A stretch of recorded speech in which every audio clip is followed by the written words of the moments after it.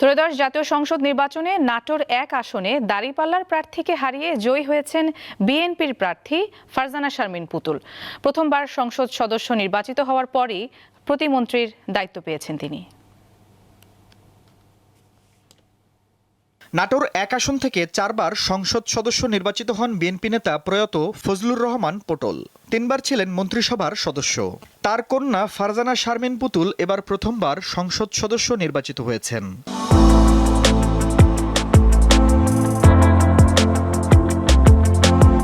পেশায় তিনি আইনজীবী, তবে রাজনীতিতে হাতে খড়ি বাবার হাত ধরেই। ত্রয়োদশ জাতীয় সংসদ নির্বাচনে নাটোর লালপুর বাগাতিপাড়া আসনে জামায়াত ইসলামীর প্রার্থীকে বিশাল ব্যবধানে হারিয়েছেন ফারজানা পুতুল। বাংলাদেশ সুপ্রিম কোর্টের এই আইনজীবী পেয়েছেন নারী ও শিশু বিষয়ক মন্ত্রণালয় ও সমাজ কল্যাণ মন্ত্রণালয়ের প্রতিমন্ত্রীর দায়িত্ব।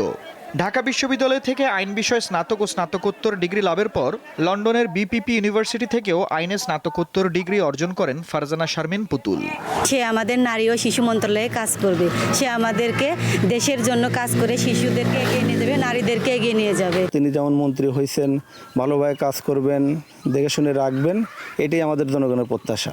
লালপুর বাগাতিপাড়ার মানুষজন তার উপরে ভরসা রাখি, সে আমাদের লালপুর বাগাতিপাড়ার উন্নয়ন করবে এবং নারী পুরুষ সকলের কর্মসংস্থান তৈরি করবে। 2টা মন্ত্রণালয়ের প্রতিমন্ত্রীর দায়িত্বে তিনি আছেন। আশা করব তার বাপের যে উন্নয়নের অবশিষ্ট অংশ সম্পূর্ণ করে এই লালপুর বাগাতিপাড়াকে তিনি উন্নয়নের শিখরে আহরিত করবেন এবং আমাদের প্রত্যাশা পূরণে তিনি সচেষ্ট থাকবেন।